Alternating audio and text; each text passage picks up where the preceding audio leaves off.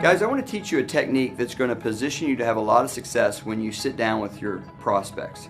How would you like a technique that your prospects would actually be eager to hear what you have to say? In fact, they'd almost be begging you to tell them. How'd you like a technique that they would almost be ready to say yes and enroll even before the presentation begins? Well, that's this technique.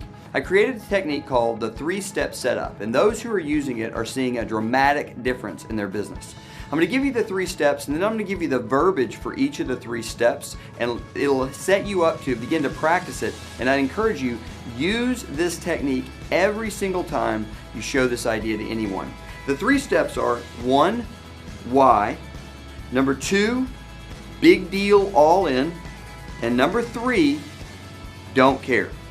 Why, big deal, all in, and don't care. Let's go through them one at a time. The first thing you're going to do is you're going to share with them why you're doing this. So let's pretend that you and I are sitting at coffee and I was about to show this to you. I would say, hey, thanks a lot for coming to coffee with me. Listen, I've got something huge I want to share with you. And I would begin to tell my why. Now my why has to do with my family, so it would sound something like this. I've got something huge I want to share with you. Listen, you may know that I've been an executive in the software business for a while, and it might seem like things are going well from the outside looking in, but on the inside, I got to be real with you. I'm just dying.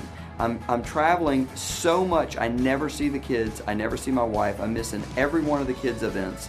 And all these passions that I know I'm supposed to pursue, I got absolutely no time for them. And I'm just seeing, divorce headed my way. I'm seeing my kids being adults, and it's like the cats in the cradle deal.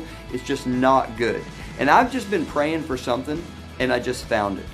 Now, let me back up and break that down. I gave you my why. Now, my why is not going to be your why. I gave you that as an example. Your why could be anything. We have people who are trying to retire and they can't. We have single moms who are tired of dropping their kids off at daycare. We have college students who are tired of burdening their parents with the financial woes of paying for college and want to get that off their back. We have people who, every kind of why, it doesn't matter what the why is, but what it does matter is that you are real, that you are vulnerable, and that you are raw. The more emotionally gripping your why can be, the better. And the last part of this first step is that you need to transition by saying you were looking for something and you found it. I use the phrase, I was praying for something and I found it, because I happen to be a person of faith. It doesn't matter, looking for or praying for, either one works just as well. But what we're doing is we're creating a problem in the mind of the listener. Here's my big problem. I was looking for an answer and I found it. That's step 1. Step 2 is going to be big deal, all in. So the way that would sound is this. You've just said, man, I was looking for something and I just found it. Now this thing I just found, it is a huge deal. It's going all over the world. It's a viral social phenomenon, and I've done all the research, and let me tell you, this is my ticket. I am all in.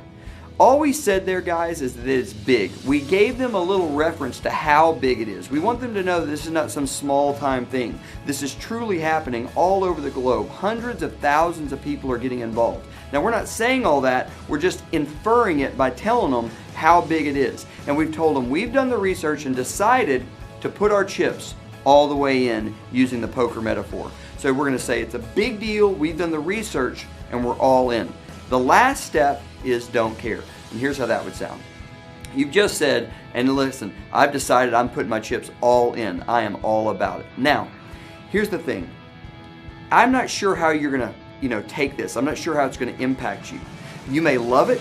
You may not get it right away. All I know is this. You're my good friend. I'm going to put this in front of a bunch of people, and I wanted to give you one of the opportunities to be first. Is that cool? So all we said there is, listen, we don't know how they're going to take it. We don't know how it's going to strike them. They may love it. They may not get it right away. It doesn't matter to us. Let me tell you another good phrase you can use. You can say, listen, it won't affect you and I at all. I'll tell you how that would sound. You could say, listen, now I'm not sure how this is going to strike you. You may love it. You may not get it right away. I want you to know either way is cool with me. It's not going to affect us one bit. All I know is you're my really good friend, and I'm going to put this in front of tons of people, and because we're such good friends, I wanted you to have the chance to be one of the first. Is that cool?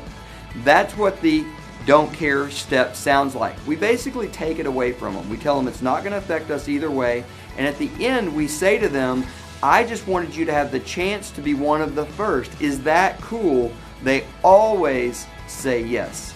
Guys, if you will use this little 3-step setup before every presentation, I don't care if it's a video in a coffee shop or a giant live event, it will dramatically improve your results.